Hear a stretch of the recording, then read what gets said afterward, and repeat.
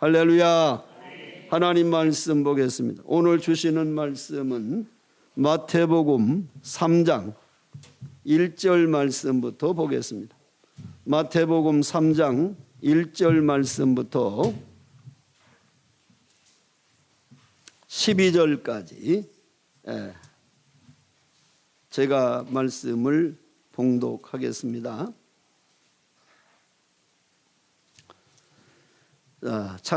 마태복음 3장 1절부터 제가 봉독합니다. 그때에 침례 요한이 이르러 유대 광야에서 전파하여 말하되 회개하라 천국이 가까이 왔느니라 하였으니 그는 선지자 이사야를 통해서 말씀하신지라 일렀으되 광야에 외치는 자의 소리가 있어 이르되 너희는 주의 길을 준비하라 그가 오실 길을 곧게 하라 하였느니라. 이 요한은 낙타 털옷을 입고 허리에 가죽띠를 띠고 음식은 메뚜기와 석청이었더라. 이때 예루살렘과 온 유대와 요단강 사방에서 다 그에게 나와 자기들의 죄를 자복하고 요단강에서 그에게 침례를 받더니 요한이 많은 바리새인들과 사두개인들이 침례 베푸는 데로 오는 것을 보고 이르되 독사의 자식들아 누가 너희를 가르쳐 임박한 진노를 피하라 하더냐. 그러므로 회개에 합당한 열매를 맺고 속으로 아브라함이 우리 조상이라고 생각하지 말라. 내가 너에게 이르노니 하나님이 능히 이 돌들로도 아브라함의 자손이 되게 하시리라. 이미 도끼가 나무 뿌리에 놓였으니 좋은 열매를 맺지 아니하는 나무마다 찍혀 불에 던져지리라. 나는 너희로 회개하게 하기 위하여 물로 침례를 베풀거니와 내 뒤에 오시는 이는 나보다 능력이 많으시니 나는 그의 신을 들기도 감당하지 못하겠노라. 그는 성령과 불로 너희에게 침례를 베푸실 것이요 손에 키를 들고 자기의 타작마당을 정하게 하사 알곡을 모아 곡간에 들이고 쭉정이는 꺼지지 않는 불에 태우시리라. 아멘. 사람들이 가장 중요한 것이 뭐냐? 죽음이라고 하는 문제, 죽음의 문제. 그러니까 우리가 근심, 걱정, 세상권 많은 것이 있지만은 사람이 죽음에 대한 염려와 근심은 어느 사람도 동일하게 가지고 있다는 거예요. 이 죽음이라고 하는 것. 근데 이 죽음이라고 하는 것을 우리가 생각해 보면서 저는 목회 기간 동안에 약 장례식을 300번 이상을 치렀어요. 장례를 치르면서 그 장례식장에서 많은 유족들과 성도들이 모인 가운데 말씀을 전하면서 과연 죽음이라고 하는 것이 뭘까? 이 죽음에 대한 문제를 많이 생각해 봤어요. 근데 이 죽음이라고 하는 것을 수백 번 장례를 치르면서 깨달은 것은 바로 뭐냐면 이 죽음이라고 하는 것은 인간 누구에게나 예외 없이 온다는 사실을 가르치더라고요. 여러분 세상의 부귀영화를 누린 사람이든 천한 사람이든 권력이 있든 없든 돈이 있든 없든 그 사람이 죽음이라고 하는 것은 예외가 없어요. 항상 모든 사람에게 언젠가는 닥친다는 거예요. 그러니까 우리가 태어나는 건 순서가 있지만 죽는 데는 순서가 없어요. 하나님 부르시면 가는 거예요. 그렇기 때문에 매일매일의 삶을 우리는 늘 죽음을 준비하고 살아가는 인생이라는 거예요. 또한 이 죽음이라고 하는 것은 언제 올지 예측할 수가 없다는 거예요. 뭐 이게 언제 몇 월 며칠 날 몇 시에 죽는다 이렇게 정해져 있으면 뭐 그때까지 잘 준비해서 죽음을 맞이하면 되는데 이 죽음이라고 하는 건 시간이 정해져 있지 않아요. 언제든지 하나님이 부르시면 갈 수밖에 없는. 그러니까 누구도 예외도 없고 언제 올지 예측할 수도 없고 또 세 번째로 이 죽음을 제가 깨달은 건 뭐냐면 죽음은 누구도 대신해 줄 수 없다는 거예요. 부모님이 돌아가신다고 해서 자녀가 어머니 내가 대신 죽을게요, 아버지 내가 죽을게요, 이게 안 돼. 자녀가 죽는다고 해서 부모가 아들아 내가 너 대신 죽을게, 이게 안 되는 거예요. 아무것도 대신해 줄 수 없어요. 하나님과 나와의 1대1의 관계라는 거예요. 또한 죽음이라고 하는 걸 네 번째 깨닫는 것은 뭐냐면 경험해 볼 수 없는 인생의 한 생애라는 한 부분이라는 거예요. 여러분 경험해 볼 수 없잖아요. 우리가 죽었다가 또 살아나 또 다시 죽고 그러면 죽어보니까 이렇게 살면 안 되겠네 이렇게 하지만은 인생이라고 하는 건 한 번 살다 가는 거 아니에요. 일생이잖아요. 일생. 이생이 아니잖아요. 그러니까 한 번 잘 살든 못 살든 나의 인생이 딱 죽음으로 끝나는 거란 말이에요. 성경에 죽었다 살아난 사람 이야기가 있죠. 나사로도 죽었다 살아났고 해당장 야이르의 딸도 죽었다 살아났고 나인성 과부의 아들도 죽었다 살아났고 이렇게 특별한 경우가 있지만 대부분은 모든 인간은 보편적으로 한 번 죽으면 끝나는 거예요. 경험해 볼 수가 없어. 어떤 사람이 쓴 소설에 보니까 이 나사로는 웃지 않았다 그런 소설이 있어요. 나사로는 웃지 않았다. 내용을 보면 간단한 얘기예요. 나사로가 이제 무덤에서 예수님이 나사로야 나오라 해서 살리셨잖아요. 살리셨는데 그 다음부터 나사로는 한 번도 안 웃었다는 거예요. 왜?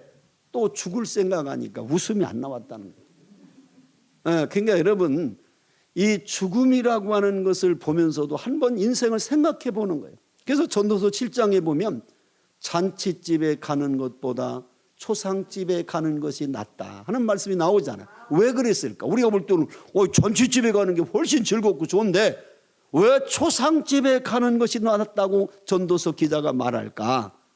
죽음이라고 하는 현장에 가서 초상난 집에 가서 내 자신의 인생을 한번 보라는 거예요. 너도 언젠가는 저 사람처럼 세상을 떠날 거라고 하는. 그러면 내가 인생을 떠날 때 내가 하나님 앞에 설 때에 나의 인생을 어떻게 평가받을 것인가라고 하는 자기 자신을 한번 그 죽음의 현장에 가서 생각해 보라는 거예요. 그래서 초상집에 가는 게 유익하다는 거예요. 여러분 죽음은 예외가 없어요. 젊다고 장담하면 안 돼. 제가 목회할 때에 아주 교회에 믿음 좋은 젊은 부부 집사가 있었어요. 이 40대 초반인 이 부부 집사가 정말 인고 부부였어요. 서로 사랑하고 너무 교회 안에서도 질투를 받을 만큼 그렇게 사랑하는 부부였고 교회도 참 충성한 부부였어요. 그런데 갑자기 남편이 급성 뇌종양으로 한 달 만에 죽어버렸어요. 그러니까 이 아내 집사가 얼마나 큰 충격을 받았는지 하여튼 실신할 정도로 건강하던 자기 남편이 갑자기 급성 뇌종양으로 그냥 앓다가 한 달 안에 세상을 떠나버리니까 어쩔 수 없는 자기 삶을 어떻게 살아갈 힘이 없는 그런 상황이 돼버렸어요. 그래서 이제 위로해주고 달래고 이 장례를 준비해야 되니까 이래서 겨우겨우 이제 장례를 치르고 공원묘지로 이제 가게 됐는데 부축을 받아가면서 끌려가듯이 아내가 이제 공원묘지 하관식 자리까지 갔어요. 성도들이 다 그 하관식 자리에 모여서 찬양을 부르고 예배를 이제 드리려고 하는데 갑자기 그 공원묘지 관을 내려놓은 곳을 바라보더니 벌떡 뛰어들어가면서 나도 같이 죽겠다고 막 울어잡히는 거예요. 그래서 집사님 빨리 나와야 예배를 드리고 또 공원에 일하시는 분들이 마무리를 하니까 나오라고 3번을 해도 같이 죽겠다는 거예요. 같이 막 울면서. 그래서 내가 성경을 들고 예배를 인도하려고 서 있다가 성경을 우리 부목사님에게 주고 옆에 있는 취토하려고 하는 삽을 가지고 모아놓은 흙을 가지고 한 삽 퍼가지고 그 관 위에 엎어져 울고 있는 집사 등에다가 확 뿌려버렸더니 얼른 겨나오더라고. 죽기는 뭘 같이 죽어. 지금까지도 잘 살아. 지금까지도. 문제는 죽음도 하나님이 같이 불러야 같이 가는 거지. 아무리 부부라도 하나님이 따로 부르시면 따로 가는 게 인생이다 그 말이에요. 그렇기 때문에 우리는 영원히 살 것처럼 꿈을 갖고 살지만 그러나 오늘이 내 인생의 마지막 날인 것처럼 죽음을 준비하고 살아가는 인생, 그게 바로 성공적 인생을 살아갈 수 있다는 거예요. 생각해 보세요. 내가 오늘 죽는다고 생각하면 내가 세상의 욕심을 왜 부립니까? 세상의 명예, 권력, 물질에 내가 왜 집착합니까? 오늘 내 인생이 끝난다고 생각한다면 내가 왜 그런 것들에 붙들려고 하고 있느냐 그 말이에요. 그렇잖아요. 우린 영원히 살 것 같아. 다른 사람이 죽는 걸 보면서도 나와는 상관이 없다고 생각을 해. 아닙니다. 바로 오늘 죽은 그 사람이 내가 될 수도 있다는 사실을 깨닫고 매일매일이 내 인생이 오늘이 마지막이 될 수도 있다. 이렇게 사는 사람은 하나님 중심으로 말씀대로 살 수밖에 없어요. 왜? 내 인생이 오늘 끝나는데 내가 세상 것에 왜 집착합니까? 오늘 다 놓고 갈 건데. 오늘 여러분 신앙생활에 이 죽음의 문제라고 하는 것은 굉장히 중요한 거예요. 그래서 날마다 나는 죽노라고 하는 사도 바울의 고백은 내가 오늘도 죽고 내일도 죽고 매일같이 내가 죽는다라고 하는 죽음을 생각하며 사는 사람은 하나님의 말씀대로 살아갈 수밖에 없다 그 말이에요. 나는 우리 사랑교회 모든 성도들이 그렇게 세상 사람의 관점으로 세상 사람의 삶의 스타일로 살지 말고 정말 하나님이 원하시는, 하나님이 기뻐하시는 삶을 살았으면 좋겠습니다. 제가 우리 교회에서 그런 설교를 했어요. 제자인가 팬인가? 나는 예수님의 제자인가? 예수님 좋아하는 팬인가? 연예인들 좋아하는 팬들 얼마나 많습니까? 연예인들 나타나면 막 환호하고 열광하고 난리하잖아요. 근데 그 팬은요 어느 순간 갑자기 또 배신해버려요. 제자와 팬은 다릅니다. 나는 여러분이 정말 예수님을 위해서 생명을 버릴 수 있는 제자가 돼야지, 그냥 예수님 좋아해서 막 쫓아다니면서 열광하고 할렐루야 그런 팬이 되기를 원치 않습니다. 오늘날 교회 안에요 예수님의 제자가 찾아보기가 힘듭니다. 제가 부흥회를 30년 넘게 다녔어요. 미국을 비롯해서 해외만 36개국을 25년 동안 제가 부흥해 본 사람이에요. 가는 곳곳마다 초교파적으로 다녀보면 정말 교회 안에 예수님이 인정하실 정말 주님을 위해서 생명을 버리겠다라고 하는 제자가 과연 얼마나 있을까? 그냥 예수님 좋아해서 쫓아다니는 팬들이 너무 많은 거예요.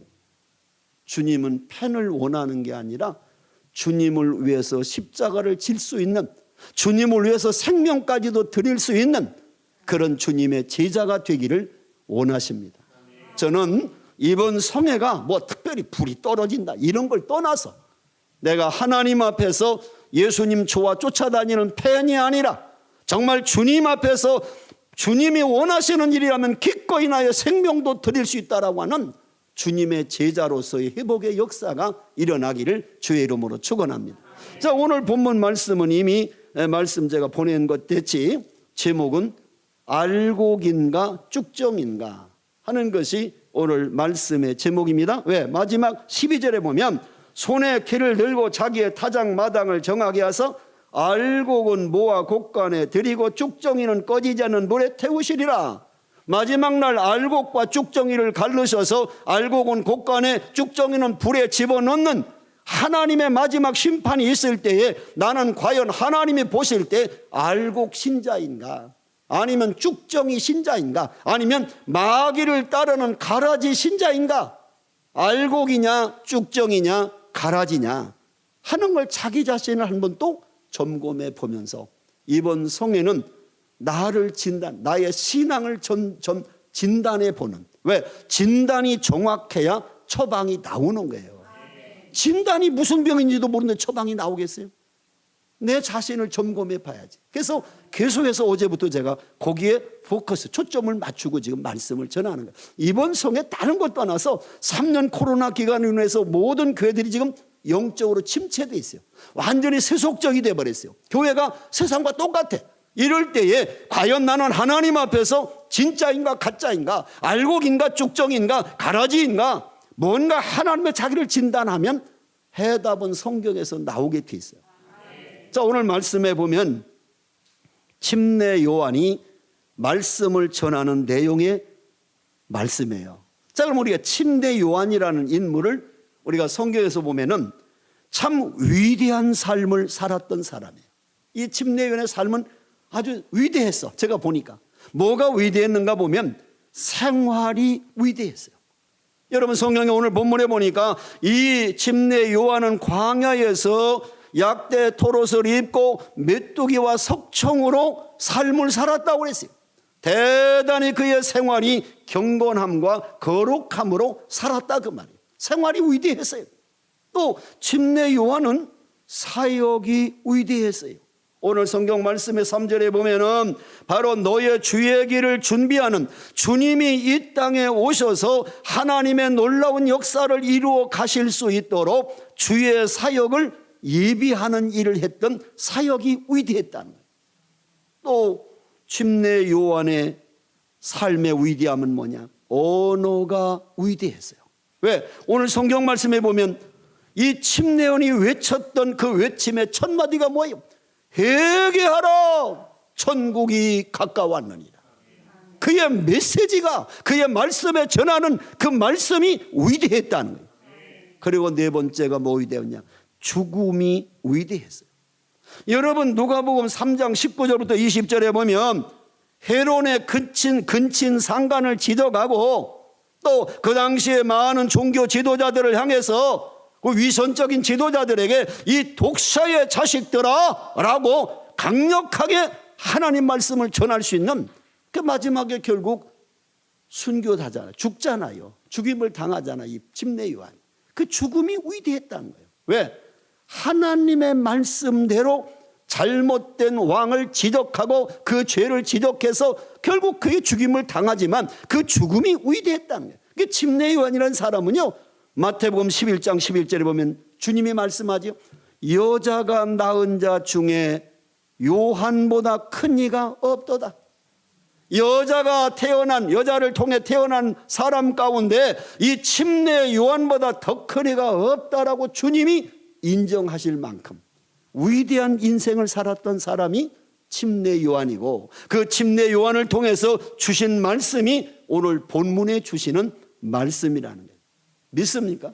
나는 여러분이 인생을 살아갈 때 어차피 연습도 없고 앵콜도 없는 한 번 사는 인생이라면 이렇게 침례 요한처럼 여러분의 삶이 위대한 삶으로 남아지기를 주의 이름으로 축복합니다.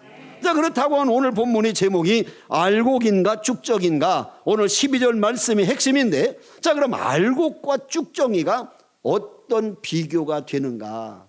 알곡과 쭉정이가 뭐가 비교가 되는가? 제가 네 가지로 정리를 했어요. 자, 첫 번째는 알곡은 생명이 있고 쭉정이는 생명이 없다는 거예요. 따라합시다. 알곡은 생명이 있고 쭉정이는 생명이 없다. 우리가 뭐 농사를 접어 쓴 게 알잖아요. 알곡과 쭉정이. 쭉정이는 겉은 비슷한데 안에 생명이 없어. 알이 없어. 생명이. 근데 이 알곡은 생명이 있어. 쭉정이는 생명이 없고. 그게 차이요. 두 번째 차이를 또 보니까 알곡은 겸손하나 쭉정이는 교만하다는 거예요. 여러분, 벼가요, 알곡으로 탁 가득 찬 벼는 고개를 탁 숙입니다. 근데 이 쭉정이는요, 고개를 바짝 들어요. 이렇게. 농사 한 번도 안 져보셨다? 아니, 얘기를 하면 가부간에 그렇다 긍정하면 고개를 끄덕이든지 아멘을 하든지 해야지. 무슨 뭐 꼬다는 보리짝 보는 것처럼 그냥 멀뚱멀뚱 쳐다보면 내가 설교를 하겠냐고. 반응이 와야지. 할렐루야. 예. 그렇게 하시면 얼마나 설교를 더 잘하겠어요. 아멘을 잘해주면 설교도 훨씬 잘해, 제가. 믿습니까? 예. 좀 요즘 애들 중학생들 데리고 내가 전공하느라고 더 젊어졌어요. 막 활력이 생겨. 손자들하고 노르니까 매주. 여기 끝나고 이제 목요일 날 아침 새벽에 또 제가 이제 빨리 올라가야 그날 목요일 날 낮에 또 이제 아이들 점심시간에 모아놓고 20분간 예배, 5분 찬상, 15분간 말씀 해가지고 그냥 막 영상 띄워가면 말이 얼마나 빨리 하면 15분 동안 막 전해야 되니까. 그렇게 했는데도요, 2명 갖고 시작했는데 지금 55명이 모여요. 전교생 80명 중에. 할렐루야. 올 1년 동안 다 믿게 하려고 그래. 일반 사립학교 그냥 기독교 학교도 안 해요. 교감선생님 하나 딱 믿어. 선생님 중에. 그 교감선생님한테 교실 하나 빌려달라고 해서 지금 가서 전도하기 시작한 거예요. 작년 3월부터. 하나님이 그 어린 생명들에게 복음을 전하고 그들이 예수 믿고요. 끝나는 게 아니에요. 자기 집에 가서 자기 엄마 아빠한테 전도해가지고요. 엄마 아빠가 또 우리 그 주일날 학교에서 또 예배를 내가 드리거든요. 그 학교에 또 데리고 와. 할렐루야. 여러분 1년에 한 명 전도해봤어. 난 1년에 20, 30명씩 전도해 학생들을 가들은 커가 가들이 어떤 애가 될지 알아. 그 아이들이 앞으로 위대한 선교사도 나올 거고 목사도 나올 거고 나라의 지도자도 나올 것 아니에요? 난 그걸 바라보는 거예요. 심어놓으면 반드시 하나님이 이들을 통해 역사할 것이다. 할렐루야. 하나 재밌는 얘기 해볼까요? 작년에 송지섭이라고 하는 중학교 2학년 학생이 있었어요. 근데 이 아이가 골프 선수래. 골프 선수였는데 어느 날 예배를 왔더라고요. 그리고 말씀을 듣고 예수를 믿었어요. 그리고 나서 얼마 후에 엄마한테도 교감한테 전화가 왔다는 거예요. 교감 선생님, 학교에서 무슨 성경을 가르쳐요? 예, 우리 저 은퇴한 목사님이 오셔서 점심시간 아이들한테 말씀을 전해주시는데 아이들이 잘 듣고 있다고, 지섭이도 와서 그 말씀을 듣고 예수를 믿게 됐다고. 그게 왜 그러시냐고 그랬더니 이 지섭이, 송지섭이라는 아이가 예수 믿지 않는 가정이에요. 그 골프 선수인데 늘 나가서 뭐가 안 되는 거예요. 근데 어느 순간 엄마랑 같이 골프 연습장에 가면 꼭 기도를 하고 이 골프 연습을 한다는 거예요. 그 엄마가 이상해서 너 기도하고 하니? 기도하고 한다고. 왜 기도해? 그러니까 학교에서 어떤 목사님이 말씀 전해주시는데 나 예수 믿고 모든 걸 기도하면 응답해 주신다고 해서 내가 골프 잘 치게 해달라고 기도하고 한다고 들으라는 거예요. 그 엄마가 학교에다가 문의가 온 거예요. 근데 얘가 꼭 예배 시간에 와요. 그러니까 불렀어요. 지섭아, 예배 마친 다음에 너 골프 친다며? 예, 골프 쳐요. 그래서 너 신지혜 선수 알아? 그랬더니 안 돼.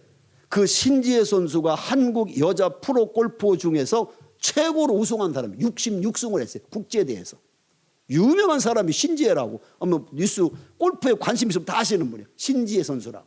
그래서 그 신지혜 선수가 15년 전에 경주 제일침례교회를 찾아왔었어요. 왜냐하면 우리 경주 제일침례교회 권사님 손자가 전국 초등학교 골프대회에서 1등한 애가 있었어. 가을을 만나려고, 이름도 없었던 신재가 아마추어 때 가를 만나려고 경주 왔다가 우리 교회에 가가 믿는 아이랑 목사님 딸이거든요. 와가지고 예배를 드렸어요. 근데 골프 선수라는 거예요. 이제 우리 권사님 얘기를 들으니까. 그래서 불렀어요. 예배 마치고. 너 신지혜 이리 와봐. 그래가지고 강단에다 무릎 꿇혀놓고 너 앞으로 세계적인 프로 골퍼가 되게 해달라 축복할 테니까 기도받아라. 받겠대. 그래서 안수를 제가 빡시게 해줬어. 그리고 나서 잊어버렸어요, 제가. 근데 나중에 보니까 프로 골프로 막 신재가 뜨기 시작하는데 뭐 미국이든 어디든 막 계속해서 우승을 하는 거예요. 일본에서도 활동하고 미국에 활동해가지고 국제대회에서만 66승, 한국 여자 프로 골프界 최고로 우승한 사람이에요. 그 신지혜 선수 얘기를 해도 아니요, 안 돼. 내가 신지혜 선수 아마추어 이름도 없을 때 기도해서 안수해줘가지고 이렇게 세계적인 골프 됐는데 너 기도 받을래? 받겠대. 나와. 그래서 이제 예배 마치고 학교에서 앉혀놓고 제가 안수기도 했어요. 하나님, 신지혜를 축복해 주신 것처럼 우리 지섭이를 축복해서 하나님 골프로서 세계적인 프로 골퍼가 될 수 있도록 축복해 주시옵소서. 예수님의 이름으로 기도합니다. 그리고 이제 보냈어요. 근데 3개월 후에 전국 중고등학교 프로 아마추어 골프대회에서 우승해 버렸어요. 그래가지고 사진이 엄마가 보내고 나한테 왔어. 사진이 교감선생님한테 왔다. 교감선생님, 목사님 기도받은 지섭이가요 전국 골프대회 처음으로 우승했다는 거예요. 사진을 딱 보내왔어. 근데 중요한 것은 무슨 얘기냐면 신지혜 선수가 주관한 전국 골프대회에서 야가 우승한 거예요. 그 사진을 찍어서 저한테 딱 보내서 내가 그 다음 주에 왔길래 너 신지혜 선수 만나냐? 만났대. 왜? 신지혜 선수가 후배들을 위해서 전국 골프대회를 자기가 돈 투자해가지고 신지혜 골프 이름을 걸고 대회를 열어주는 거예요. 그래서 그게 우승한 거예요. 가랑 같이 찍어서 신지혜랑 사진 찍어서 나한테 보내왔어. 그래서 내가 신지혜 선수한테 내 얘기 했냐 했더니 못했대요. 막 그 얘기할 시간이 없었대. 그래서 다음에 만나거든 얘기해. 경주에 김희태 목사님 기도해 준 거 알지요? 그러면서 그 얘기 하라. 그 우승했어요. 그리고 나서 이제 야가 계속 기도하면서 골프를 치더니 지난 겨울에 이제 2학년 이제 가을에 우승을 했는데 여름에 이제 겨울에 동남아로 연수를 가서 골프 연수로 엄마랑 같이 갔는데 동남아에 가서 대회에서 또 우승을 했어요. 방학 때, 지난 겨울 방학 때. 그래가지고 또 사진이 왔어. 그 엄마가 나를 만나보고 싶다는데, 엄마가, 안 믿는 엄마가. 왜? 도대체 얘가 기도받고 믿음을 갖고 이렇게 골프를 잘 칠 수 있도록 하나님이 도우신다면 그 하나님 나도 믿고 싶다. 그 만나보고 싶다는 거예요. 그게 전도되는 거 아니에요? 벌써 애를 통해서 전도가 벌써. 예, 그런 일이요. 그런 일이 벌어지니까 내가 나와서 지섭이 그 다음 주에 와서 간증시켰어요. 간증. 네가 어떻게 골프 우승하게 되는가 그 과정을 해라 했더니 얘가 그런 간증을 하는 거예요. 자기가 늘 마음이 불안해가지고 골프대에서 내려가서 제대로 못 쳤다는. 근데 기도하고 치니까 담대함이 생겨가지고 잘 치게 됐다는 거예요. 그 간증하니까 아니 무슨 뭐 배구 선수 한다는 놈, 뭐 투포한 선수 한다는 이놈들이 와가지고 기도해달라는 거예요 자꾸. 그래가지고 3학년 아이는 또 투포한 선수 기도해 줬는데요. 야가 작년 소년체전 전국대회에서 우승했어요. 그래서 체육고등학교에 작년 올 연초기 스카우트 가버렸어요. 이런 일이 막 벌어져 지금 계속. 그러니까는 하나님이 요 꼬맹이 아이들을 통해서 그 가정들을 역사하시는구나. 그러니까는 나가 지금 노는 게 아니오. 많은 아이들을 통해서 그 가족을 전도하고 가족이 또 다른 사람을 전도할 수 있도록 하나님이 그 학교에 보내시는 거예요. 기독교 학교도 아니고 믿는 사람 있는 것도 아니고 교감선생님 하나 믿는 사람 있는데 그 교회 가서 부목사가 옛날에 중문교회 부목사가 가서 찬송 한번 불렀다고 고발당해가지고 전교수에 고발해가지고 학교가 난리가 났었다는 거예요. 저는 가서 암송대예요. 암송대. 막 부모들이 항의 온대. 아니 시험 날짜가 가까웠는데 애가 공부는 안 하고 막 성경만 암송한다는 게 애가 도대체 학교가 뭐 하나냐고 막 이런다는 거에서 그냥 학교 예배 시간에 주기도문 암송 대회를 한다고 지금 광고를 목사님 하셨는데 그래서 그것 때문에 애가 암송하는가 보라고 공부를 안 하고 막 성경 암송하는 거예요. 왜 주기도문을 암송시키냐면 학교에서 예수를 믿었으니까 자기 주변에 교회를 나가게 만들려고 교회 가면 갑자기 주기도문 하라면 애들이 주기도문이 뭔가 모르잖아요. 그러니까 그걸 가르쳐 줘야 애들이 또 적응할 거 아니에요. 그래서는 애들을 암송하는 건 뭐냐, 이 암송 주기도문에서 한 자도 안 틀리면 2만 원짜리 문화상품을 준다. 그러니까 2만 원 받으려고 애들이 암송을 이렇게 하는 거예요. 그러니까는 미끼를 줘야 돼 자꾸. 그래 어린 애들이니까 뭔가를 주면서 또 시켜야 해요. 그래서 요즘은 매주 영상으로 다 만들어, 제가 원고 만들어서 보내면 교감선생님 영상으로 다 만들어서 딱 15분이니까 너무 시간이 짧으니까 영상으로 탁탁 띄워줘 가지고 애들이 재밌게 그렇게 만들어서 지금 올해는 작년보다 훨씬 더 잘 전하고 있어요 지금. 할렐루야. 그러니까 여러분이 어떤 분은 그래요. 목사님은 현직에 있을 때보다 더 막 활력이 넘친대요. 넘치지. 지금 그래서 알면 뭐 은퇴하고 나서 6년 됐는데 제가 아마 아무것도 할 길이 없어가지고 아마 지금은 더 늙었을 거예요. 근데 안 늙잖아요. 왜? 너무 힘이 생기는 거예요. 매일같이. 다음 주에 또 뭐 가르칠까? 다음 주에 뭔 설교할까? 막 이게 막 넘쳐서. 할렐루야. 목사는요 설교 안 하면 죽어요. 영적으로 죽어버려요. 설교해야 돼요. 내가 그걸 깨달았어요. 옛날에는 한 주에 13번씩 설교했어요. 제가 한 주에 13번씩 그렇게 설교했는데 코로나가 딱 터지고 은퇴하니까 설교할 곳이 하나도 없어요. 그러니까 점점 침체돼가지고 할 일이 있어야지. 그래서 맨날 뒷산 산에 계룡산 올라가고 우리가 현충원 대전 국립현충원 바로 그 가깝은 제 집이요. 현충원이 한 바퀴 돌면 11km요. 그거 걷고 아니면 집 바로 앞에서부터 대청댐까지 길이 약 40km예요. 왕복 80km. 그거 자전거 타고. 심지어 얼마나 자전거를 열심히 1년간 탔으면 대전서 군산까지 150km를 달려갔겠어. 자전거 타고 70대가 말이야. 다 갔더니 나보고 놀래자빠리도 다 젊은 사람들이요. 그 온 팀들이 다 온 사람들 나중에 물어보니까 다 30대 뭐 20대 40대 여기밖에 안 돼. 70대가 70이 넘은 사람은 나밖에 없더라고. 그래서 나보고 대단하다는 거. 뭐가 대단이야. 사위가 꼬여가지고 따라가다 보니까 같이 사위가 꼬이더라고. 목사 아버님 1년 이상 탔는데 분명히 갈 수 있습니다. 자 꼬여가지고 쫓아가다 보니까 군산까지 갔어요. 대전서. 힘들더라고. 젊은 사람 힘들어요. 그 먼 길을 가면서 대전서 6시에 출발해서 강경 가서 점심 먹고 군산 가서 저녁 먹고 왔어요. 그래서 하여간 이 3년 동안의 코로나 기간 동안에 육체적으로 많이 또 회복시켜 주셨고 또 하나님 다시 또 이렇게 말씀 전할 수 있도록 인도해 주시고 너무 감사한 것은 우리 존경하는 정 목사님이 또 부족한 좀 불러주셔서 감사하고 여러분 만나서 감사하고 할렐루야 너무 감사한 거예요. 자, 그래서 오늘 또 계속해서 봅시다. 그러면 겸손하나 쭉정이는 교만하다. 그 다음에 세 번째는 뭐냐면 알곡은 곡간에 들어가지만 쭉정이는 불 속에 태워진다. 마지막 날 하나님의 심판대 앞에서 알곡 신자는 천국에 들어가지만 쭉정이는 저 멸망할 곳으로 떨어져 버린다는 거예요. 그렇기 때문에 알곡이냐 쭉정인가가 대단히 중요하다는 거예요. 그리고요, 이 네 번째는 뭐냐? 알곡은 남아있지만 쭉정이는 날아가 버린다는 거예요. 여러분, 옛날에는 추수를 하면 풍로라고 있어서 풍로. 그래가지고 막 돌려가지고 이제 추수한 걸 거기다 부면 알곡은 그대로 다 쏟아지고 쭉정이는 다 날아가, 바람에 날아가. 그 경험해 보셨어요? 예. 그러니까 중요한 건 알곡은 바람이 뭐예요? 시험과 핍박이 막 오면 쭉정이는 에이 교회 가봐도 뭐 시험 오고 안 되네, 뭐 기도하면 된다더니 응답되니 뭐가 돼? 교회 그만둬버려. 시험이 오면 그냥 날아가 버려. 그러나 쭉정이는 바람이 부나 아니면 시험이 오나 핍박이 오나 고난이 오나 오직 주님만을 바라보고 믿음의 행진을 계속할 수 있다는 거예요. 그것이 차이점이에요.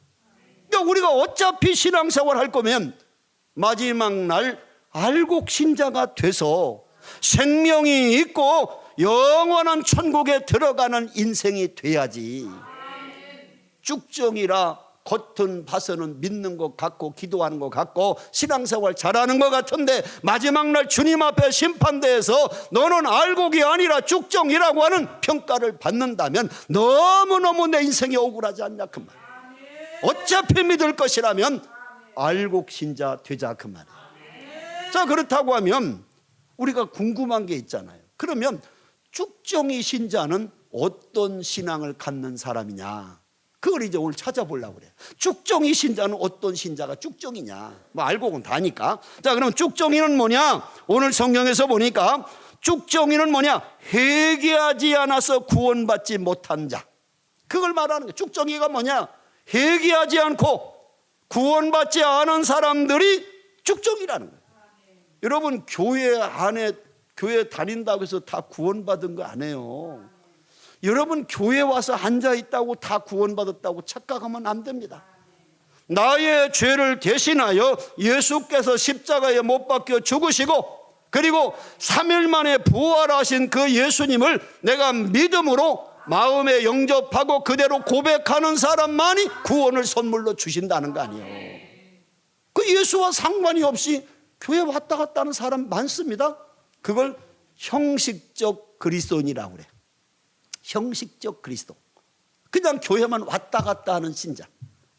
이런 사람이 마지막 날 주님 앞에 서는 때 알곡인가 쭉정인가가 구분될 때 그때 가슴을 치며 통곡할 때가 온다는 거예요. 비슷하다고 쭉정이도 겉에 봐서는 비슷하지요. 그런데 생명이 있고 없고가 달라지잖아요. 오늘 이번 성회가 여러분 자신을 진단하라고 하는 얘기는 내가 쭉정인데 알곡인 양 위선적으로 살지 말고 쭉정이면 빨리 생명의 알곡으로 바꿔지는 역사가 일어나라 그 말. 여러분, 성경의 말씀 봅니다. 2절 말씀에 보면 3장 2절에 회개하라 천국이 가까이 왔느니라 말씀하잖아요. 침례 요한의 첫 번째 설교가 회개하라 천국이 가까웠느니라.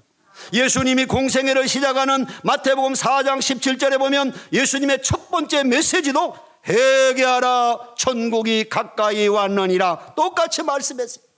오늘 계속 마태복음 3장 8절에 보세요. 그러므로 회개에 합당한 열매를 맺으라고. 오늘 침례 요한이 우리에게 계속적으로 회개에 대한 합당한 열매를 맺을 것을 강조하잖아요. 왜? 회개하지 않고는 우리가 쭉정이 신자에서 알곡 신자가 될 수 없기 때문에, 더 쉽게 말하면 하나님의 자녀로 천국 백성이 될 수 없기 때문에 너희들이 이 쭉정이는 뭐냐? 회개하지 아니하고 예수 그리스도를 믿음으로 구원받지 못한 자가 쭉정이다 라고 하는 말씀을 하시는 거예요. 우리가 중요한 얘기입니다. 자기를 진단해 보세요. 나는 지금 예수를 믿지도 않으면서 그냥 교회만 왔다 갔다 하는 건 아닌가? 쭉정이는 아닌가? 진단해 봐야 돼. 왜? 마지막 날 가면 넘어가서 그때 후회 때가 늦으니까. 믿습니까?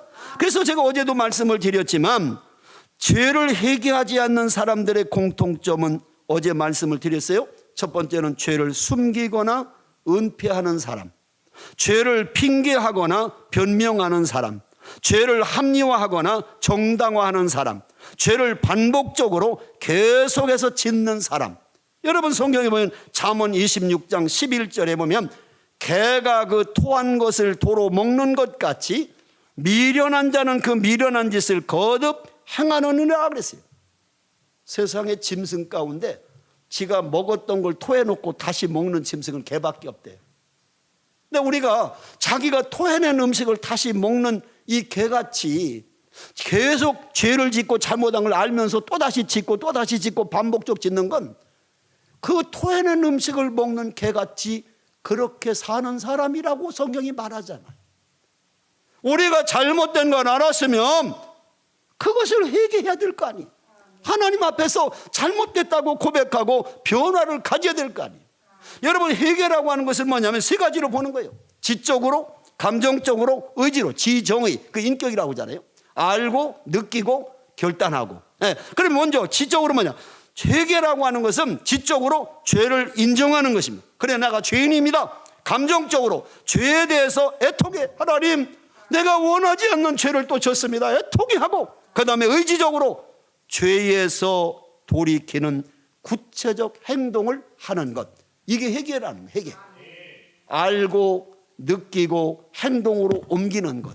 그 세 가지가 동시에 일어나는 것. 여러분 삭개오를 보세요. 그가 예수를 만나려고 나가보니까 사람들이 가득해서 예수를 볼 수가 없어. 왜? 키가 작아서.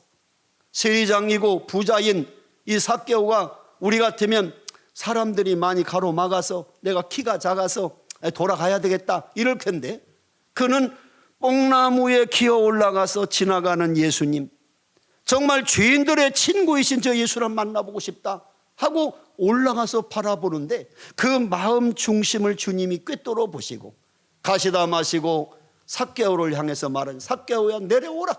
내가 오늘 너희 집에 유하겠다. 죄인의 집에는 들어가지도 아니고 식사도 아니하던 그 시대에 예수님은 파격적으로 모든 사람의 지탄을 받는 삭개오의 집에 내가 가서 머물겠다라고 했을 때 이 삭개오가 너무 감동하면서 고백하잖아요. 예수님, 내 재산의 절반을 가난한 자들에게 나누어 주겠사오며 내가 남에게 온 것을 토색한 것이 있으면 빼앗은 게 있으면 4배로 갚겠나이다. 행동이 나오잖아요. 자기의 죄를 회개하면서 내가 이렇게 변화된 삶으로 살아가겠습니다라고 하는 자기 자신의 삶을 완전히 바꾸는 사건이 성경에 기록되고 있지 않습니까? 탕자의 회개를 보세요. 이 탕자가 원래 유대사에서는 아버지가 돌아가시고 나서 유산을 받게 돼 있는 거예요. 그런데 아버지가 살아계신데 불효한 이 탕자는 아버지 재산, 아버지가 돌아가시면 내게 줄 그 유산을 미리 주십시오. 그리고 그 유산을 받아가지고 먼 나라 가서 허랑방탕하며 썼다 하는 이야기가 나오잖아요. 그러면 이 탕자는요 자신의 뜻대로 살려고 했고요, 세상의 유혹을 이기지 못했고요, 행복한 인생의 가치를 몰랐어요. 아버지를 떠나는 게 행복이라고 생각했어요. 아버지의 간섭을 받지 않는 것이 축복이라고 생각했어요. 그래서 먼 나라로 가서 자기 하고 싶은 대로 인생을 마음껏 향락을 누리며 살았다 그 말이에요. 그 결과가 뭐예요? 결국 돼지치는 그곳에 취직해서 돼지가 먹는 쥐업 열매로도 배를 채울 수 없는 궁핍한 인생, 비참한 인생으로 전락해 버리잖아요. 그때 이 탕자가 깨닫습니다. 회개합니다. 어떻게 합니까? 자신의 죄를 깨달아요. 누가복음 15장 17절에 보면 이에 스스로 돌이켜기면 내가 잘못했다, 하나님 앞에 잘못했고 아버지 앞에 잘못했구나 깨달아요. 두 번째 뭐냐? 죄에 대해서 회개합니다. 감정적으로. 누가복음 15장 18절은 아버지 내가 하늘과 아버지께 죄를 지었나이다. 아버지를 떠난 죄, 허랑방탕하여 산 죄를 고백합니다. 그리고 결단 행동합니다. 어떻게? 아버지 집으로 돌아가자. 행동으로 옮겨서 누가복음 15장 20절에 보면 이에 일어나 아버지께로 돌아가니라. 지정의, 깨닫고 느끼고 행동에 옮기는 이 세 가지가 동시에 일어난 것이 진정한 회개다, 그 말이에요. 이렇게 아버지 집으로 회개하고 돌아오니까 아버지가 그를 책망합니까? 내 재산 어떻게 했냐? 너 어떻게 살았냐? 이렇게 책망합니까? 돌아오니까 아들의 명예를 회복해서 제일 좋은 옷을 입힙니다. 아들의 권위를 회복해서 금가락지를 끼워줍니다. 아들의 종이 아니라 이제는 아들이라는 신분을 회복해서 신발을 신깁니다. 그리고 아들의 기쁨을 위해서 살찐 송아지를 잡아 잔치를 하잖아요. 이게 하나님이 하나님 앞에 회개하고 돌아오는 사람에게 주시는 비유로 주신 당자의 이야기예요. 회개하지 않으면 쭉정이 인생으로 마지막에 멸망을 당한다는 것입니다. 오늘 본문 7절 말씀해 보시면 이 바리새인과 사두개인에 대해서 말하고 있잖아요. 오늘 이 7절 8절 보시면 요한이 많은 바리새인들과 사두개인들이 침례 베푸는 것을 오는 것을 보고 이르되 독사의 자식들아, 누가 너희를 가르쳐 임박한 진노를 피하라 하더냐? 그러므로 회개에 합당한 열매를 맺으라. 여러분, 이 바리새인과 사두개인은요, 예수님 시대의 종교적 엘리트예요. 아주 유대사에서 최고의 종교 지도자들. 그래서 이 바리새인들이라고 하는 것은 종교적 엘리트 집단으로서 철저하게 율법을 지키려 하는 바로 분리주의자들이라고 그래요. 율법의 형식과 의식을 중요해서 아주 형식적인 종교 집단 모임이 이 바리새인들의 모임이었어요. 이들은 육체의 부활과 천사의 존재를 믿었지만 오만과 독선으로 많은 사람들에게 비판을 받았던 종교 지도자들. 그 다음에 이 사두개인들은 뭐냐? 정치적 권력적 집단들이에요. 제사장 그룹이고 또 이스라엘을 모든 문제를 결정하는 오늘날 국회와 같은 공회원인 정치 권력자들이 이기적으로 세속적으로 모여서 모세 오경만 믿고 부활과 천국을 믿지 않는 집단, 이 사두개인들. 이 두 집단은 아주 유대사에서 아주 최고의 종교적 지도자들이라고 하는 사람들이에요. 그 사람들 통해서 침례하니 이 독사의 자식들아, 너희들이 천국에 들어간다고 보장받았다고 착각하지 마라. 회개에 합당한 열매를 맺지 않으면 너희들은 다 찍혀 불에 던지울 쭉정이 인생이라고 지적해 주는 거지. 회개하라는 게 회개하라. 믿습니까?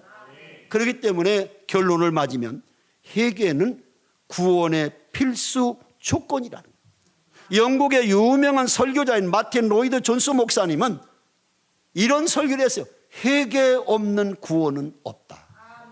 회개 없는 구원은 없어요. 내가 하나님 앞에 죄인이라는 사실을 인정하고 하나님, 내가 죄인입니다. 죄인은 영원히 멸망당하는데 예수 그리스도가 내 죄를 대신해서 십자가에 죽었기 때문에 내가 그 예수님 때문에 그 주님이 부활하심을 믿음으로 나도 부활할 걸 믿습니다. 예수의 죽음과 부활을 믿지 않고는 구원을 받을 수 없다는 게 성경이 말씀하네요. 그러니까 회개해야지. 회개.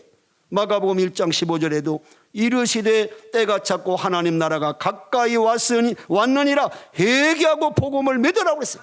제자들은 사도행전 2장 38절에 전도할 때 베드로가 이르되 너희가 회개하여 각각 예수 그리스도의 이름으로 침례를 받고 죄사함을 받으라. 그리하면 성령을 선물로 받으리라.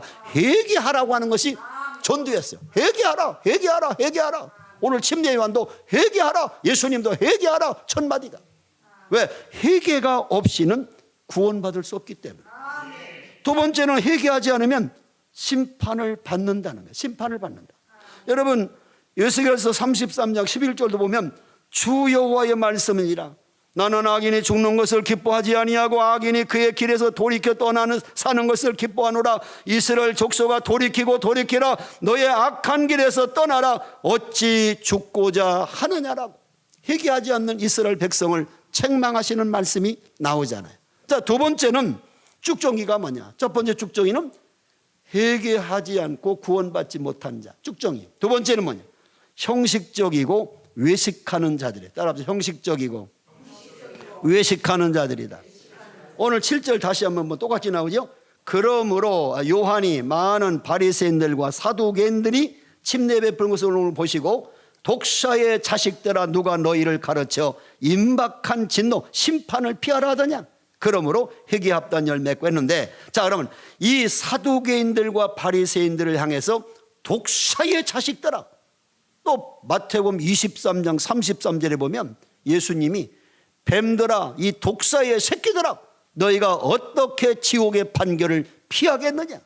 이 사두개인들 바리새인들 종교 지도자들인데 그들을 향해서 막 예수님도 이 뱀 같은 자들 독사의 새끼들아 막 이렇게 강력하게 말씀하세요. 아, 내가 이거 충격받았어요. 아니 주님이 사랑이 많으신 그분이 어떻게 이렇게 막 말을 막 세게 하실까? 그만큼 이들이 얼마나 위선적이고 형식적인 삶을 살았는가를 말씀하고 있어요. 자, 이야기를 구체적으로 하려고 하면 외식하는 서기관과 외식하는 바리새인들, 이런 종교 지도자들의 모습이 왜 잘못됐는가를 예수님이 어디에 잘 설명하냐? 마태복음 23장에 잘 설명하고 있어요. 23장에 그들이 어떻게 외식하는 삶을 살았는가를 설명하고 있는데, 거기 보면 크게 4가지로 주님이 지적하고 있어요. 첫째는 뭐냐? 이 외식하는 서기관 바리새인들은 말과 행동이 일치하지 않는 자들이라는 거예요. 그래서 마태복음 23장 3절 이렇게 돼 있어요. 그들은 말만 하고 행하지 아니하며. 말은 잘하는데 말한 대로 살지를 않는다는 거예요. 말과 행동이 일치하지 않는 사람, 그게 바리새인들, 서기관들, 종교 지도자들이었다는 거예요. 말과 언행이, 말은 백성들 앞에서 막 잘하는데 저들은 그렇게 안 사는 거예요. 이중적인 사람, 그게 위선자라는, 위선자, 위선. 그러니까 말과 행동이 일치하지 않는 자들이 바로 그때 종교 지도자들이에요. 두 번째는 뭐라고 지적하냐면 사랑이 없이 정죄하는 자들이라는 거예요. 그래서 마태복음 23장 4절에 보면 무거운 짐을 묻고 사람의 어깨에 지우되 자기는 이것을 한 손가락으로도 움직이지 아니하며. 다시 말하면 그들에게 안식일 날만 뭔가 일을 했다, 너 안식일을 범했다, 너는 죄인이다, 이렇게 정죄는 하면서 자꾸 율법을 가지고 사람들을 올감해서 모든 사람들이 무거운 짐을 지게 만들면서 자기들은 하나도 거기에 지우지 않는, 그러니까 사람들을 정죄하는 일에만 행하지 사랑이 없는 그런 정죄하는 사람들, 그게 바로 종교 지도자들이었다는 거예요. 위선자들, 형식적인 신앙 가진 사람들, 남 정죄 잘하죠. 여러분 마태복음 8장에 보면은요, 가늠하다 잡혀온 여인이 이제 서기관과 바리새인들에게 끌려서 예수님 앞에 옵니다. 예수님, 이 여자가 가늠하다가 현장에서 잡힌 여인입니다. 율법에, 모세의 율법에는 이렇게 가늠하다 현장에서 잡힌 여인은 돌에 쳐서 죽이라고 하는데 이 여자를 돌로 칠까요 말까요? 많은 군중들을 동원해서 손에 돌을 들고 내려칠 기세로 와서 묻는 거예요. 그래서 만약에 예수님이 치지 말라 그러면 예수가 모세의 율법을 어겼다, 말씀을 어겼다 해서 예수님을 고소하려고. 만약에 치지 말고 쳐라 그러면 뭐 사랑하는데 무슨 사랑이요? 저 사람을 죽여버리는데. 그렇게 해서 곤경에 빠뜨리려고 끌고 온 거예요 지금. 그 예수님이 아무 말씀도 안 하시고 땅에 봉을 쓰시니까 막 재촉하는 거예요. 예수님, 이 가늠하다 잡힌 자를 칠까요 말까요?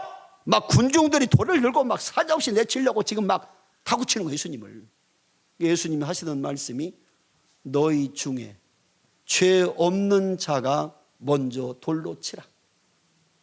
그러니까 모든 사람이 그 여자를 돌로 치려고 정죄하려고 보다 보니까 자기를 돌아보는 거예요. 돌로 치려고 하다가, 그 여자를 치려고 하다가, 나는 저 여자보다 의롭게 살았나?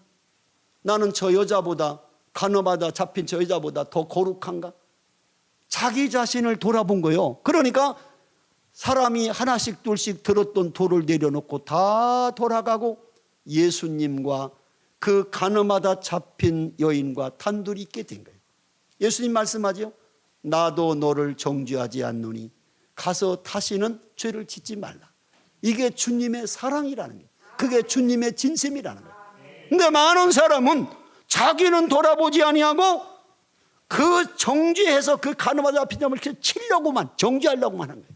한마디로 말하면 주님이 하신 말씀, 너 자신을 돌아보라. 형제의 눈 속에 티는 보고 내 눈 속에 들어있는 들보를 보지 못하는 자여, 너 자신부터 돌아봐라. 남을 정죄하기 전에 너부터 돌아보라, 그 말. 또 주님의 가르치는 말씀은 남의 허물을 덮어줘라.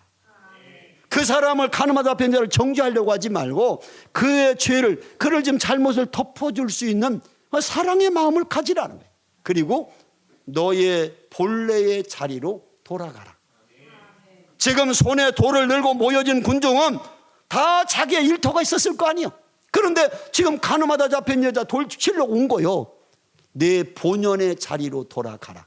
그게 주님이 그 죄 없는 자가 돌로 치라는 말씀 속에 들어있는 세 가지 메시지예요. 먼저 너 자신을 돌아보고 남의 허물을 덮어주고 내가 본래 있어야 될 자리로 돌아가라. 엘리야가 이제 자기의 생명을 빼앗으려고 하는 그 이세벨이라고 하는 그 악한 왕후의 그 공격을 피하기 위해서 그가 계속 광야로 도망가잖아요. 그리고 나중에 광야에서 그가 내 생명 거두어 가세요, 하나님 앞에 좌절하고 낙심했을 때 하나님은 천사를 보내서 물과 떡을 먹여가지고 힘을 돋궈서 호렙산에 가서 동굴 속에 숨어 있잖아요. 그때 하나님 불러요. 엘리야야, 엘리야야, 네가 어찌하여 여기 있느냐. 엘리야야, 엘리야야, 내가 어찌하여 여기 있느냐.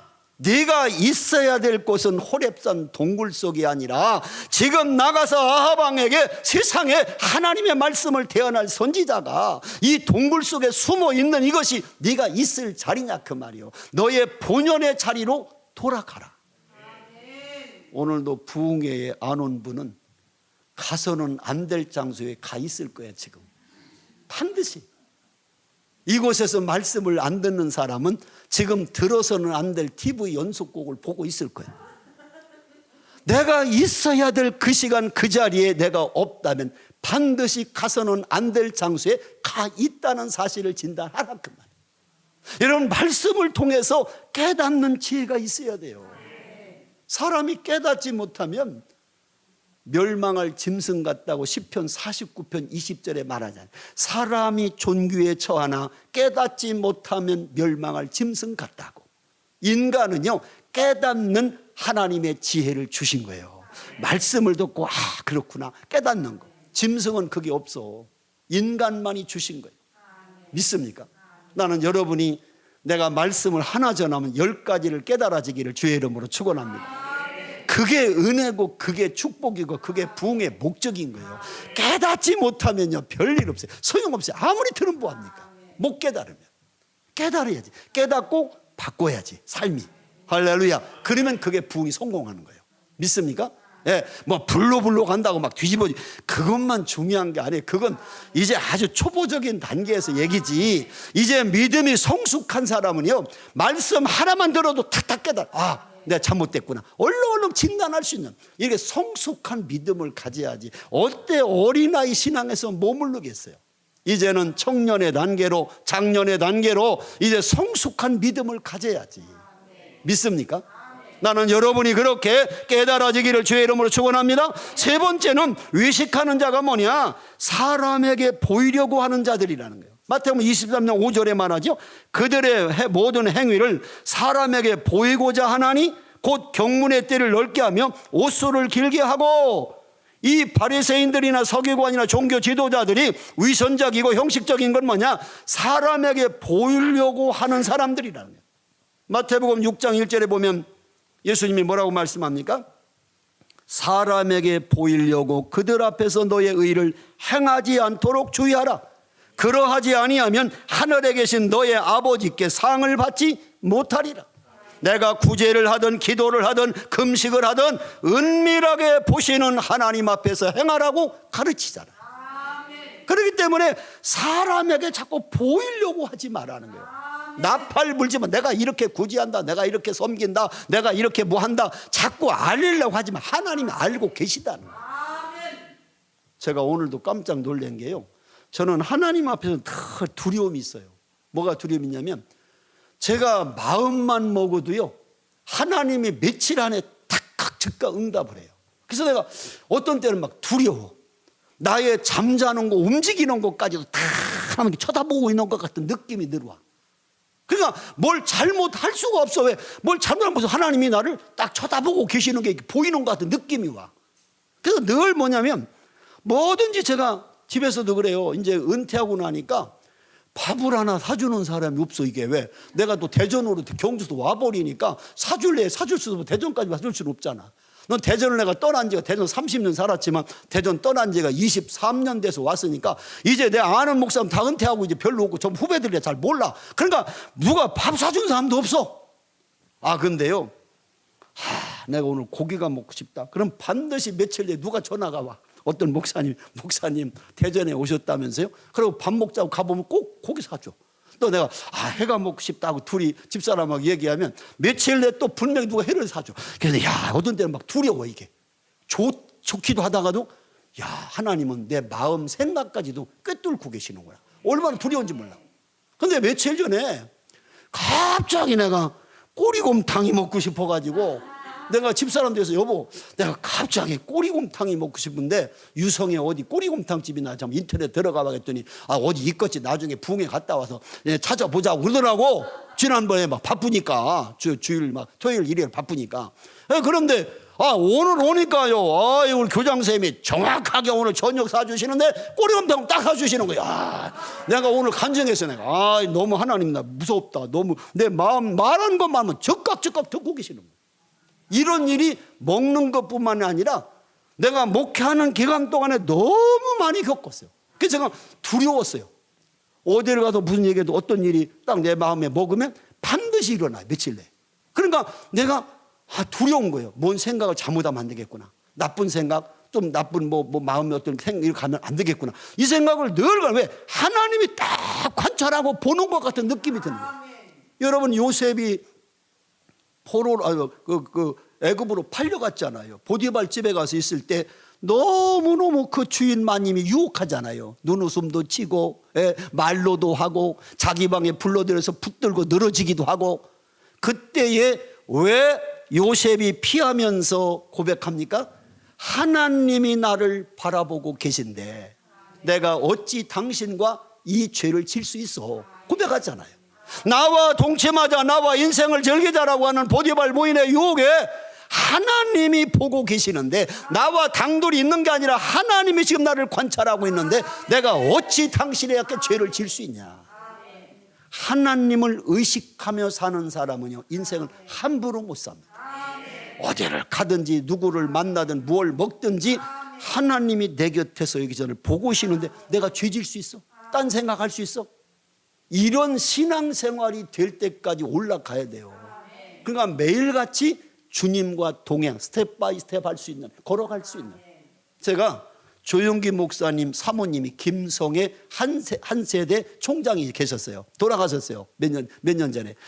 근데 이 한세 총장인 김성의 총장님과 제가 미국 박사과정을 같이 공부했어요. 그래서 같이 3년 동안 공부하면서 내가 수시로 물어봤어요. 조용기 목사님 어떻게 능력 있게 그렇게 목회를 잘 하셨습니까? 왜 아내니까, 부인이니까. 그랬더니 자기보다도 성령님을 그렇게 사랑하신다는 거예요. 그 주변에 내가 뭔 얘기인데 했더니 조용기 목사님은요 아침에 일어나면 딱 그런데요 식사할 때도 성령님 식사 시간입니다. 같이 식사하시죠. 아니 밥 먹어도 그런데요. 그리고 어디 가면서도 한쪽 손 주먹을 쥐고 간대. 이렇게 하면서 성령님 나 어디 가는데 같이 가시지요. 붙잡고 한다는. 잠잘 때도 성령님 나 자려고 하는데 성령님 같이 주무시지요. 이런 그러니까 미친 사람인 줄 알았대. 옆에서 맨날 살면서. 그런데 그만큼 성령이 자기와 동행한다는 사실을 매 순간 느낀다는 거예요. 자기가 보면서 처음에는 미친 사람 같아가지고 이해가 안 되더라고요. 남편인데도. 그 얘기를 내가 이즘에 경험 느껴지는 거예요. 야, 하나님이 동행하신다는 말이 이런 거구나.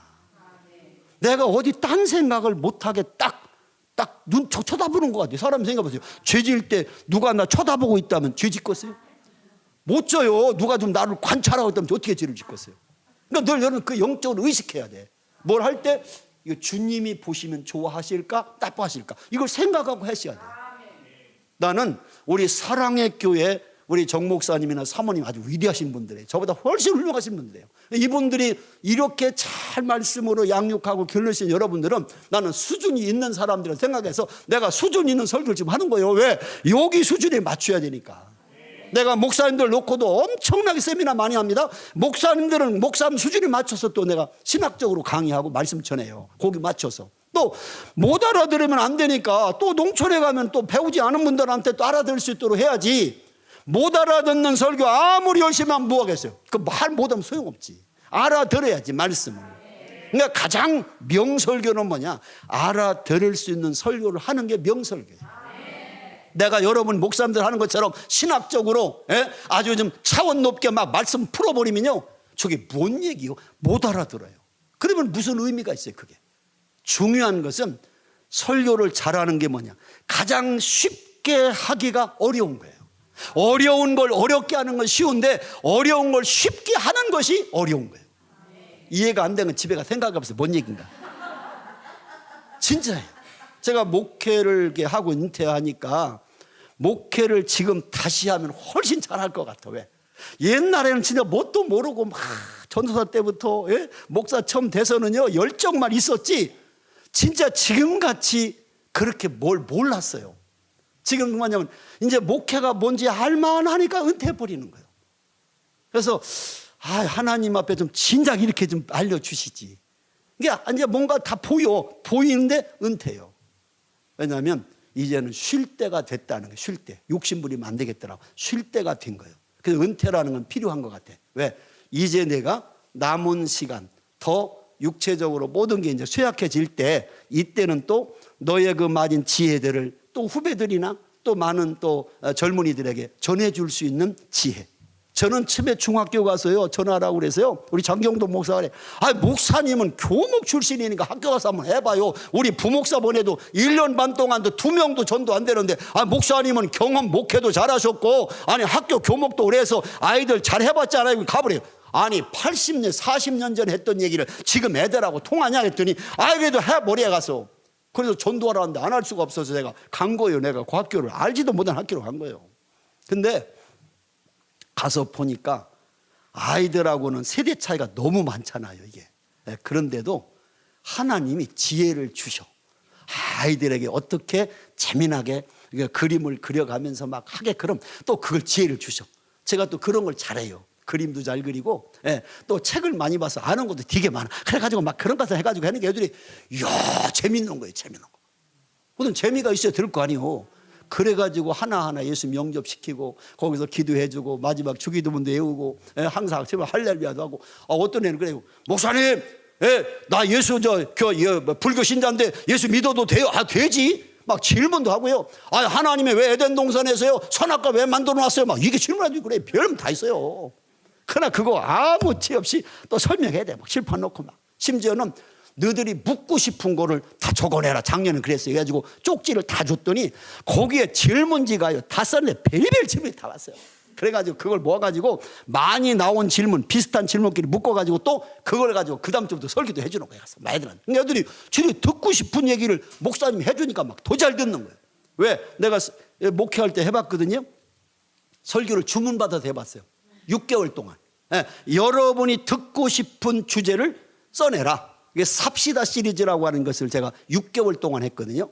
6개월 동안 하면서 당신이 듣고 싶은 설교 제목을 3주 전에 써내면 3주 후에 내가 하겠다 써냈더니요 별의별 질문이 다 들어와요. 근데 하나가 뭐가 들어왔냐면 잔소리하지 말고 삽시다가 들어왔어요.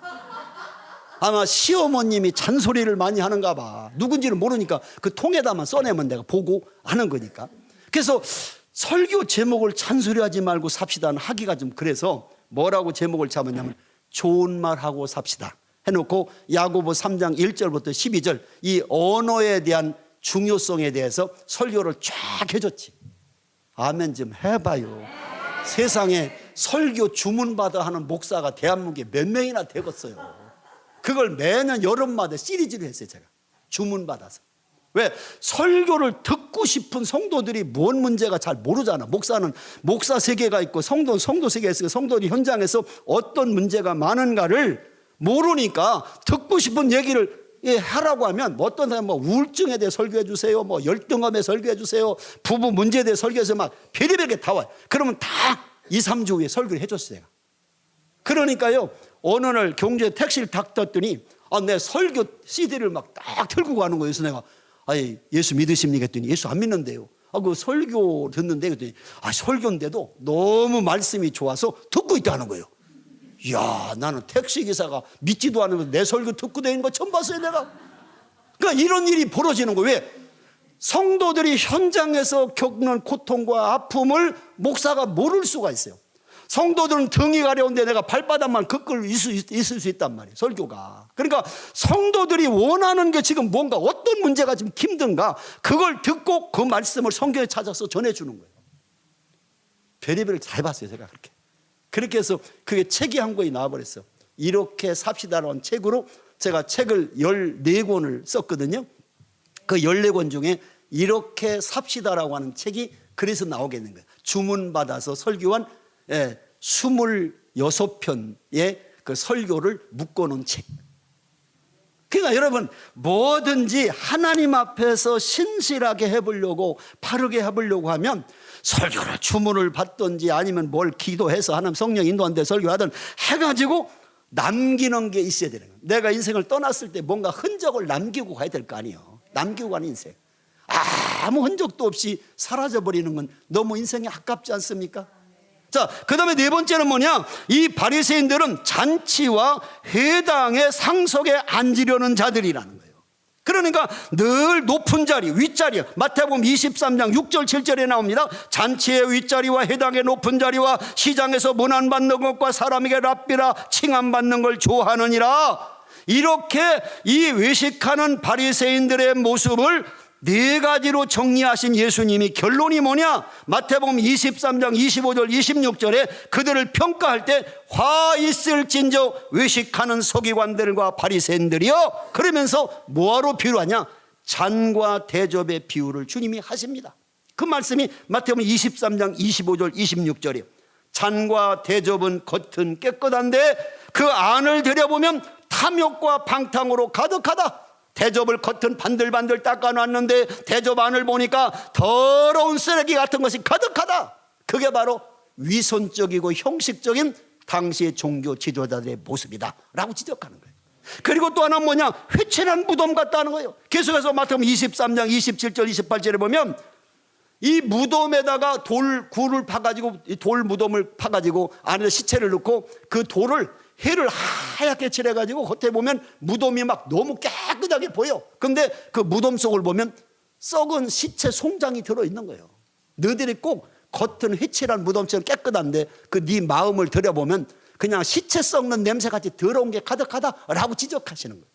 그게 위선자들, 형식하는 자, 형식적인 신앙생활하는 사람들 그 모습이라는 거예요. 그러면서 너희들이 결국 바로 쭉정이 인생이다. 그래서 마태복음 23장 28절에 결론을 주님 맺지요. 이와 같이 너희도 겉으로는 사람에게 옳게 보이되 안으로는 외식과 불법이 가득하도다.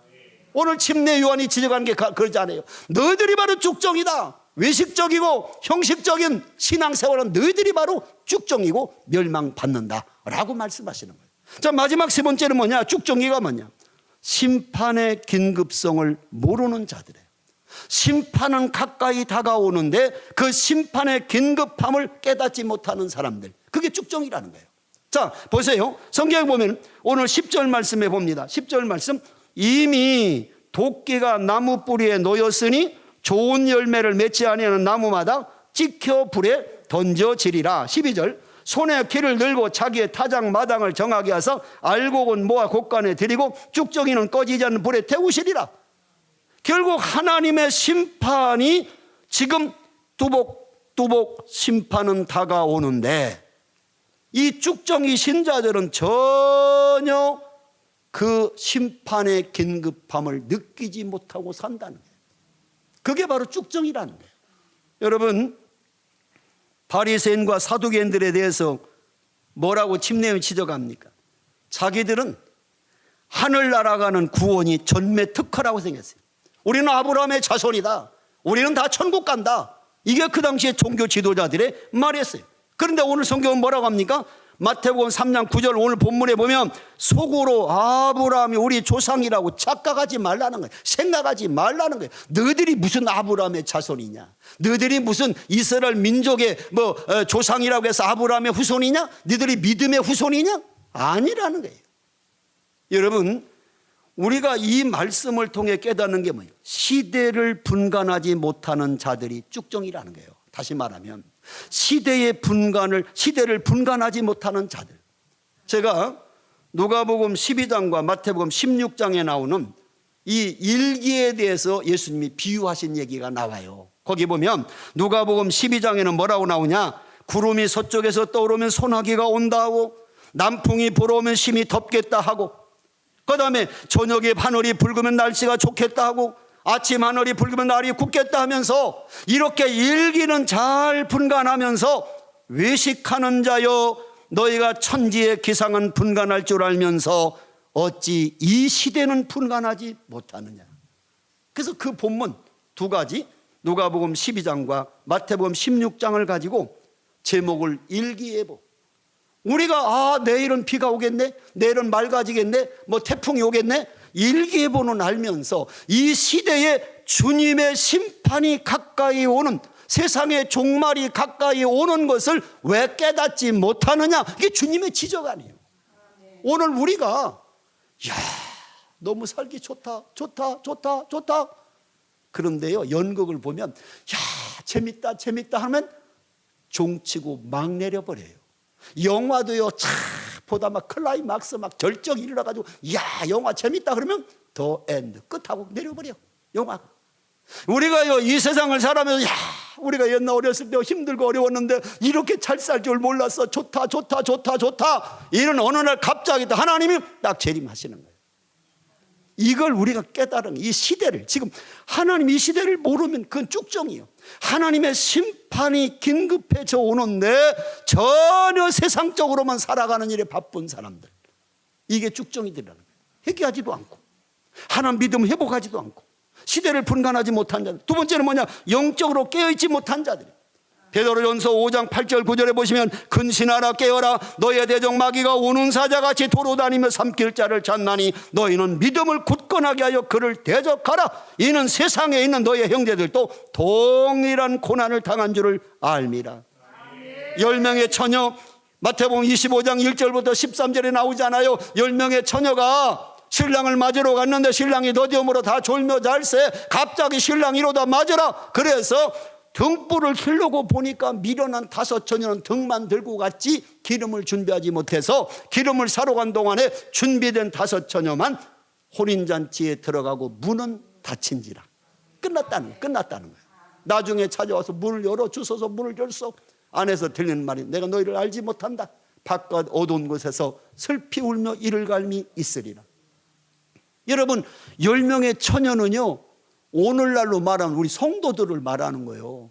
신랑은 이 땅에 재림하시는 예수님을 비유로 말씀하시는 거예요. 그러면 우리가 신랑을 맞으려고 하는 성도라면 어떤 처녀냐 말이에요. 지혜로운 처녀냐, 준비된 처녀냐, 준비 못한 처녀냐. 여러분, 제가 언젠가 말씀했나 모르겠어요. 이 10명의 처녀를요 공통점을 찾으면 5가지예요. 첫째 뭐냐? 이름이 같았어요. 처녀라고는 이름이 똑같았지 거기에 할머니가 있고 여자가 있고 남자가 있고 이런 거 없어요. 처녀라는 이름이 똑같았어요.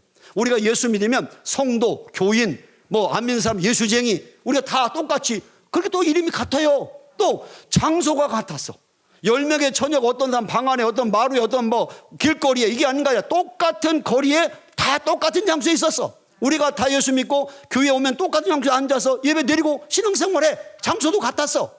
세 번째는 뭐가 같았냐? 소지품도 같았어. 10명이 똑같이 등을 들고 나갔어. 우리 소지품이 성경 찬송 들고 다녀. 소지품 똑같아. 그런데 문제는 갈라질 수 있다는 거예요. 네 번째는 뭐냐? 태도예요. 태도. 10명의 처녀가 다 졸고 있었어. 어떤 사람은 졸고 어떤 사람은 깨어있고, 이거 아니고 똑같이 졸며 잤어. 문제는 기름을 준비한 자, 구원받은 자는 좀 잠시 졸아도 돼. 왜? 주님 오시면 불 켜면 되니까. 문제는 준비도 못한 주제에 같이 자면 되겠어? 아니, 같이 자면 되겠냐고. 영적인 잠을 빨리 기름 준비해야지. 주님 오시는 날 맞이하기 위해서. 아멘. 여러분 오늘날이요 기름 준비하지 못하고 등만 들고 다니는 사람들이 널려 있다니까. 다섯 번째는 뭐가 5명 10명이 처음 같았냐면 목적이 같았어. 다 10사람이 누구 만나려고? 신랑 만나려고. 우리 예수 믿는 거 뭐예요? 주님 오시는 날 주님 영접하려고. 할렐루야. 천국 가려고. 목적이 똑같아.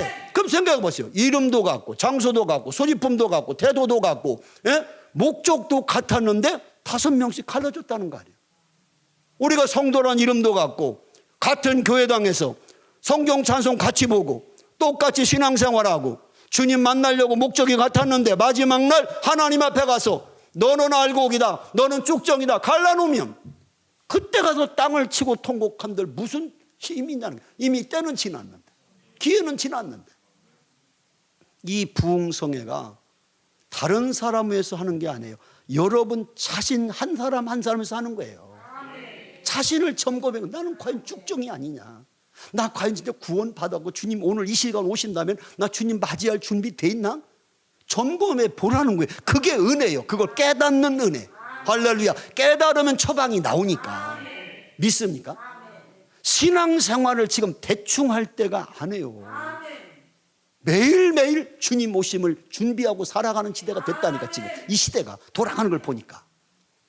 그 다음에 세 번째는 뭐냐, 세 번째는 주의 재림을 준비하지 못한 자들이 바로 이 쭉정이와 같은 자들이라는 거예요. 주의 재림을 준비하지 못한 자들. 데살로니가전서 5장 1절부터 3절에 보면 거기에 나오죠. 재림의 시간은 알 수 없다. 왜? 때와 시기에 관하여는 쓸 것이 없다. 왜? 주님 오시는 날 그때는 아무도 몰라. 하나님도 모르고 천사도 모르고 예수님도 모르고 천사도 모르고 하나님만 아신다는 거예요. 그러니까 주님 언제 오신다 이렇게 얘기하면 그 다 이단들이에요. 성경은 말씀하잖아요. 두 번째, 재림은 예고 없이 온다는 거예요. 왜? 도둑같이, 주의 날이 도둑같이 이를 줄을 너희가 아느니라. 데살로니가서 5장 2절 아니에요. 근데 세 번째는 뭐냐? 재림은 갑자기 온다는 거예요. 거기에 그들이 평안하다 안전하다 그때에 임신한 여자에게 해산의 고통의 이름과 같이 멸망이 갑자기 그들에게 이르리니 결코 피하지 못하리라. 준비하지 못한 자는 그때 주님 맞이할 수 없다는 거예요. 왜? 이미 주님 심판이 임하면 늦었다는 거예요.